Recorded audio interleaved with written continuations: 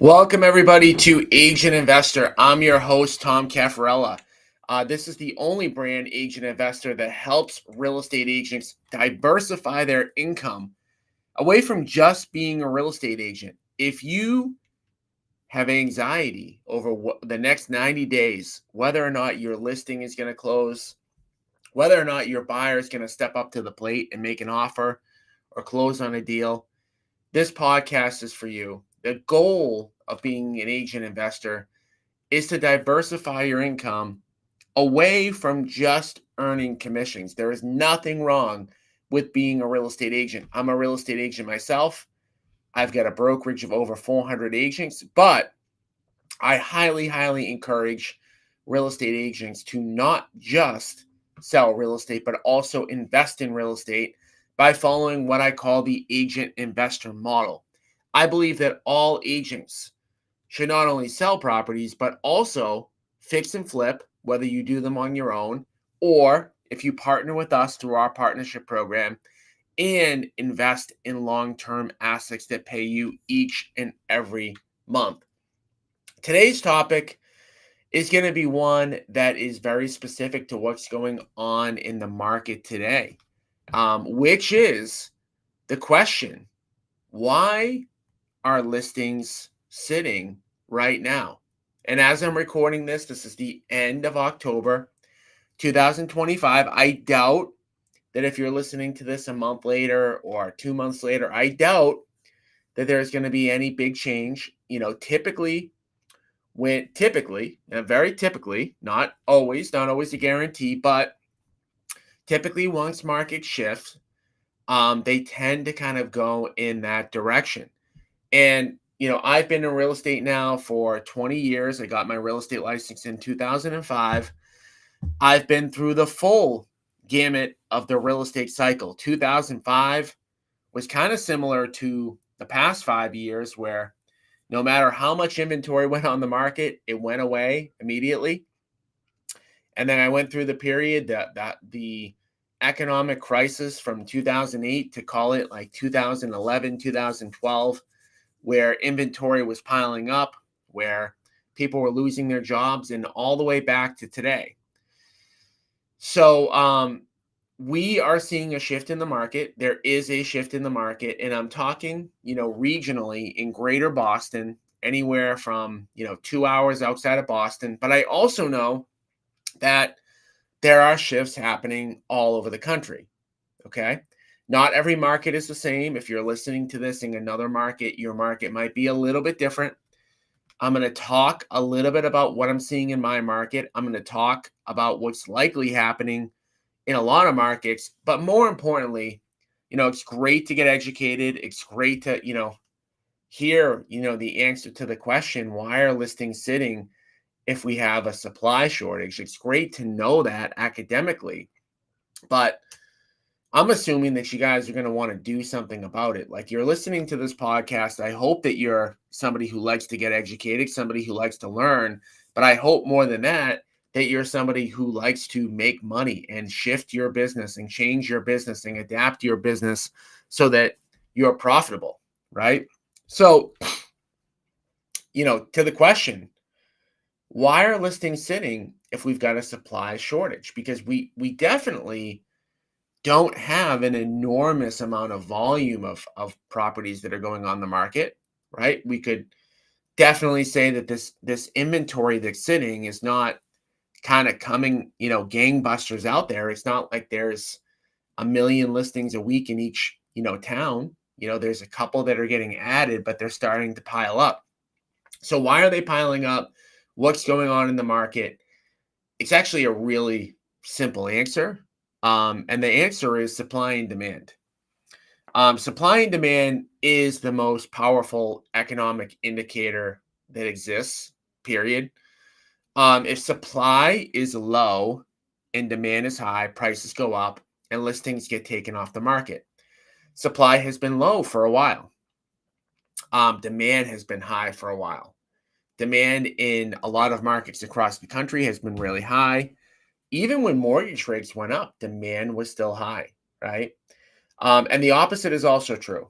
If supply is high, and demand is low, prices go down.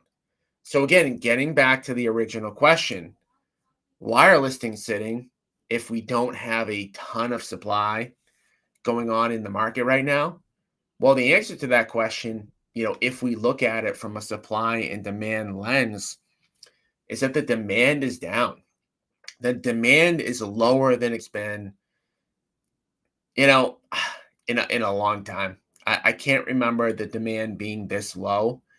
I can't remember a time in a while where we've put flip properties onto the market, gotten a ton of showings, had people that are interested enough to show up, but not necessarily interested enough to place an offer or to place a solid offer. Never mind an over market offer, which is something that we've had going on for quite a while. So it begs the question, what changed?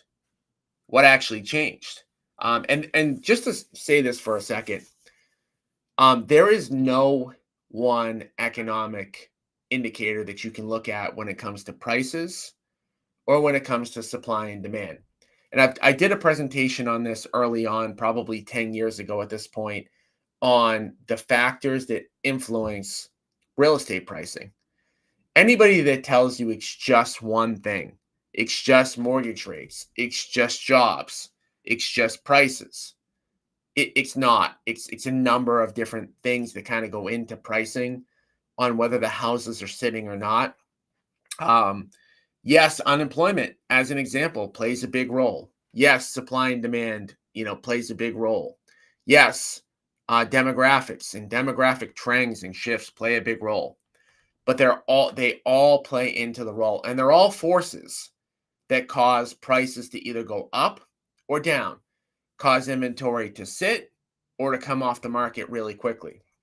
So let's talk about kind of, the build up to why listings are sitting right now. Like what has been happening in the past 4, 5, 6 years. Let's go all the way back kind of to 2020. Um, back when kind of COVID hit, people started, working from home more and mortgage rates were really, really low. Let's just go that far back just for a second.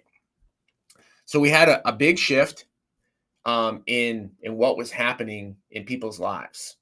COVID happened beginning of 2020.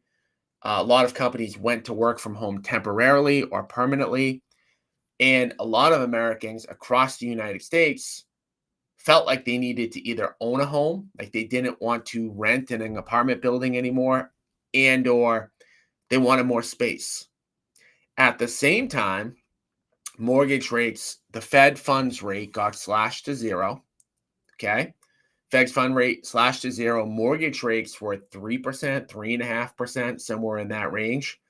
So in the beginning to middle of 2020 and into 2021, we kind of had a feeding frenzy. And I'm sure those of you who have been in the industry for a while remember what that was like. I mean, inspections were waived. People were offering $20, $30, $40,000 over asking. People didn't really care what they were paying as long as they could get a mortgage. And that pushed prices up really high.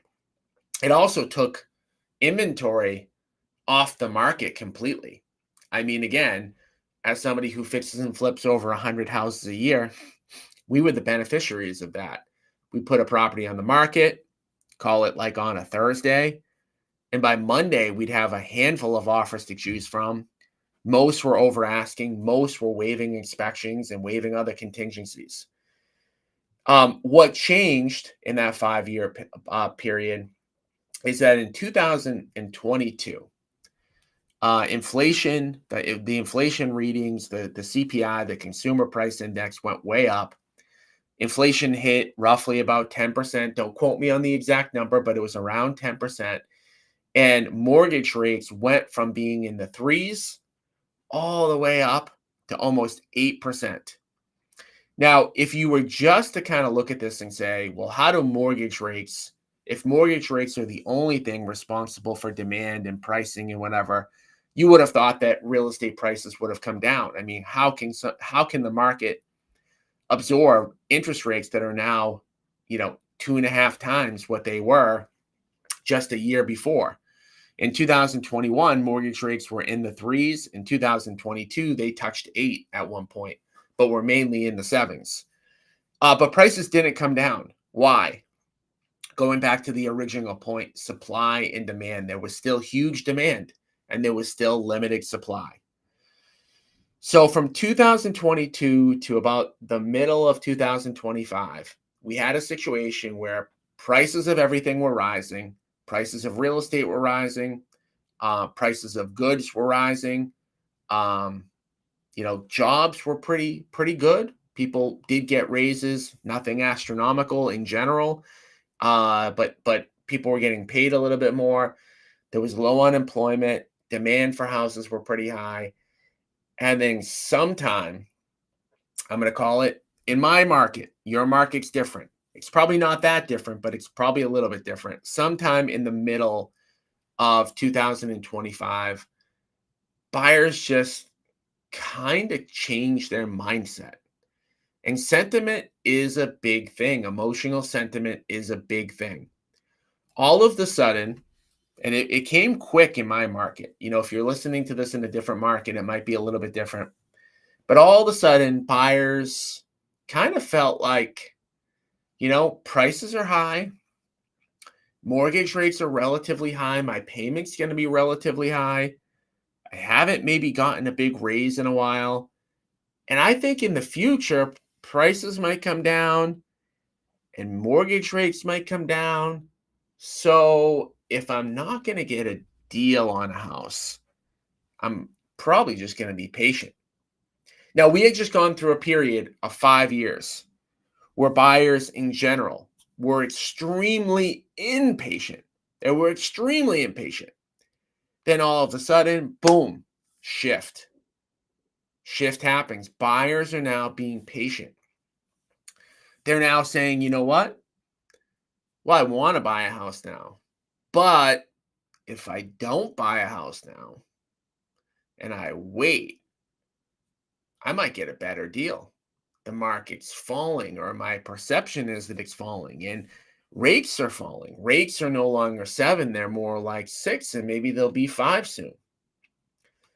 Now, perception and sentiment and how people feel, we could argue if it's, if they're right or wrong. We could argue that, but it doesn't really matter because sentiment is driving behavior.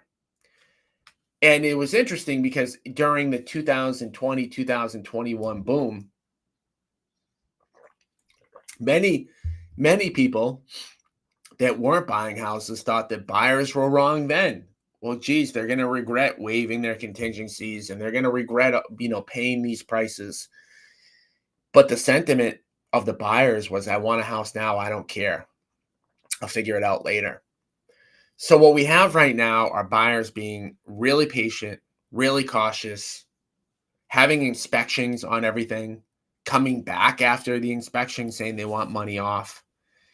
And this is the new norm. And this may continue. We may be in a market that's falling. It may continue to fall more.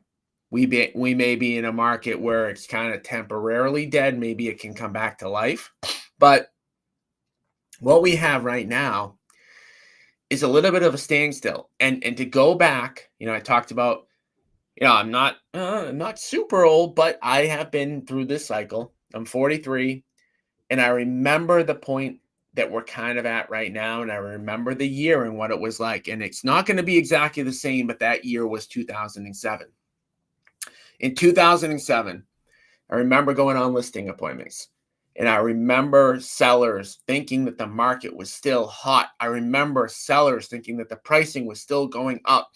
And I personally took a bunch of listings at prices that I couldn't sell them for. Now, I didn't know it at the time. I was 2 years into the business. I still kind of thought, well, you get a listing, it's automatic money. What I found out was that you can actually lose money taking listings. I never thought that was possible.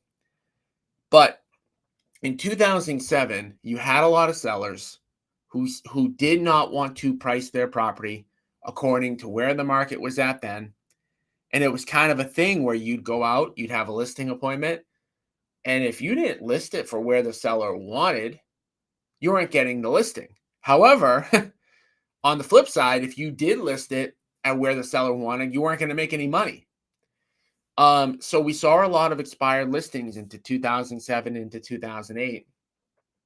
And I know we're going to see that again. I can tell already. I don't even have to look in my MLS. I know we're going to see that again because there are a lot of sellers right now who don't understand that the market has changed. Don't understand that comps from 6 months ago don't matter anymore. Sellers that don't understand that to move their property, they need to price their property lower than what's available on the market right now. It is a tough pill to swallow. There are also agents today who don't understand this. There are agents today that don't understand this.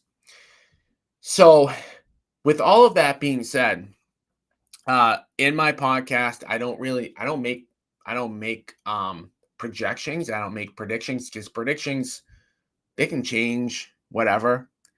But the thing is, like I said, I hope that you guys didn't just come on today. I hope you're not listening today just to hear that part. Now, this part about like what's going on in the market, what changed, etc., why it changed, it's just one component. The more important component is now that we've shifted, we have absolutely shifted. Now that we've shifted, we've shifted. If you're in the market and you're selling a lot of properties or you're trying to sell a lot of properties or you're working with buyers, now that we've shifted, what are you going to do about it? Right? Because doing things the same way in a shift is going to end up making you less money. There's a book called Who Moved My Cheese? It's a great book. I'll summarize it for you in about 60 seconds. The book's about a mouse in a little like maze, and they put the cheese in the same place every day. And the mouse figures out where the cheese is, and then every day they go to get that cheese. They go in the same spot. They get fed. They're happy. One day, who moved my cheese? The cheese moved. Now the mouse keeps going back to that same old spot, and there's no cheese there. That's kind of where we're at today. Now, if that mouse doesn't try to figure out where that cheese is now, where it's moved to, and keeps going to the same spot, they're not going to survive. Same way real estate agents won't survive unless they make some changes. So what is going to change for agents, in the next, 3, 6 months, year? And what can you do to be ahead of it? Like to actually take advantage of this? Well, the first thing that you need to change now more than ever is you've got to get your sellers to price their properties correctly. And again, pricing your properties correctly, you used to be able to go back and say, what did a property sell for 6 months ago? What did a property sell for a year ago? Now, you've actually got to look and you've got to say, what does the price of the property need to be the best price property, the best available property on the MLS right now? Which is going to mean in 9 out of 10 cases that you're pricing it lower than a sold comp. Okay? So that's hard.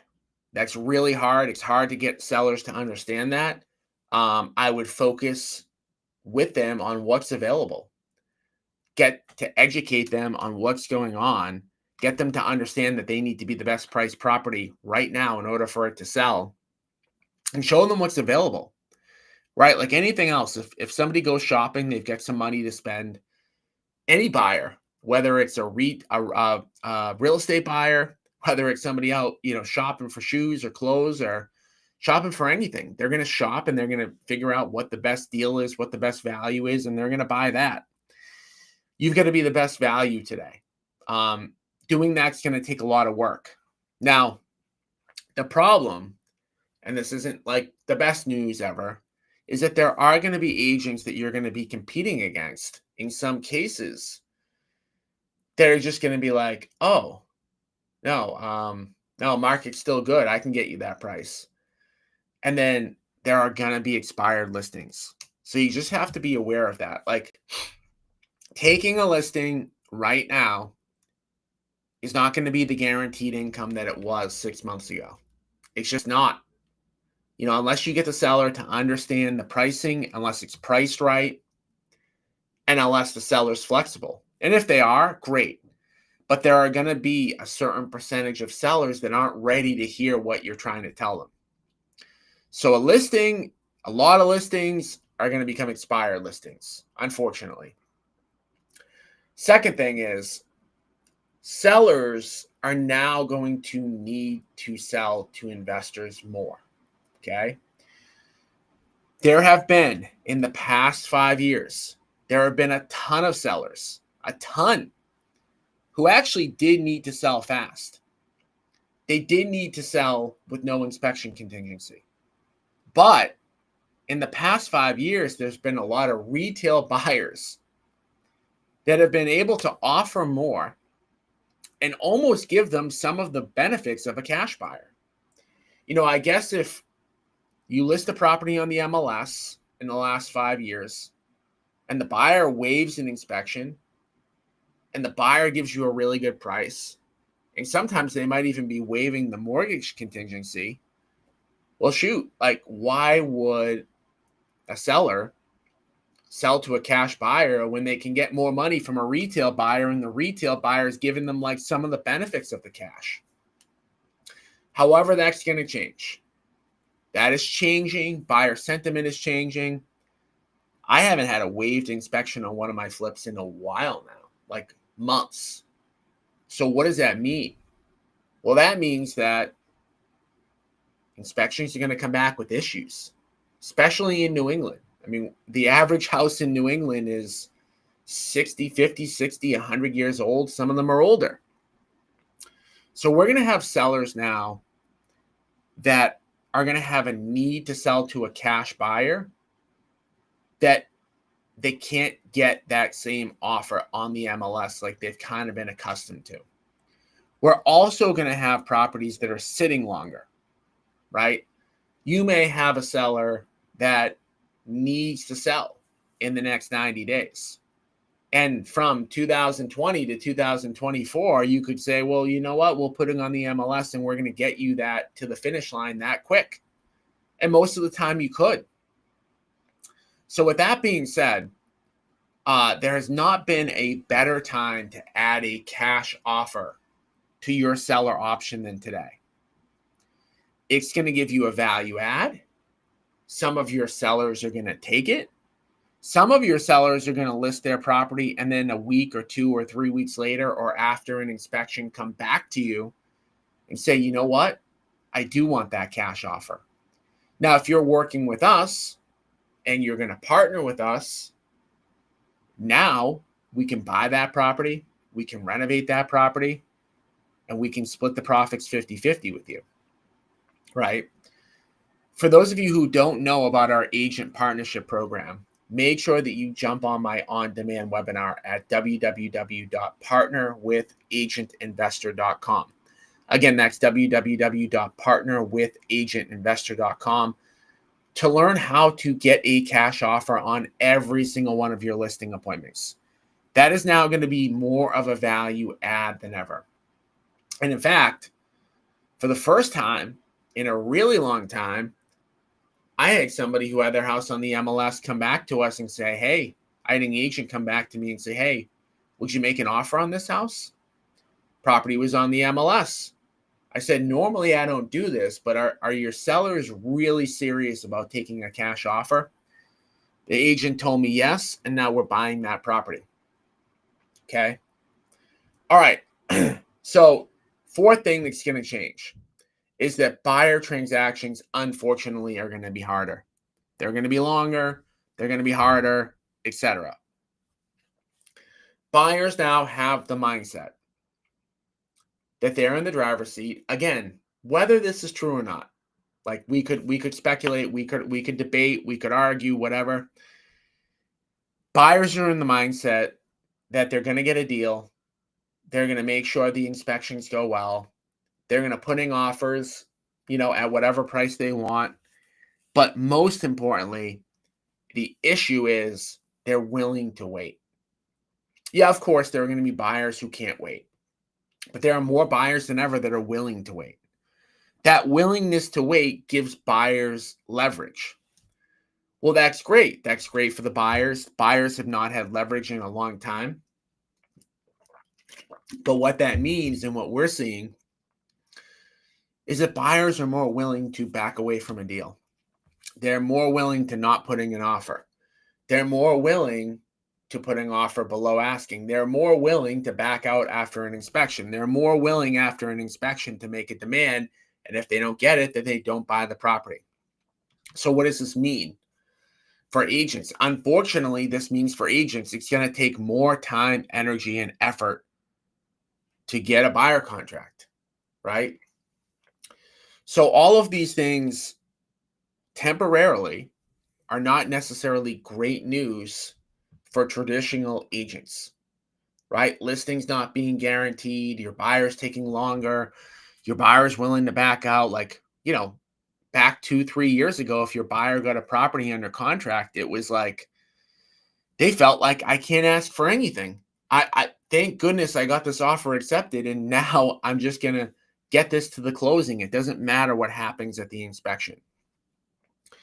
So with all of this changing, I can't stress enough, it is more important than ever to diversify your income away from just being an agent, right? And we teach and train on the agent investor model. We teach and train agents how to partner with us, how to offer cash offers to your sellers, how to invest passively, right?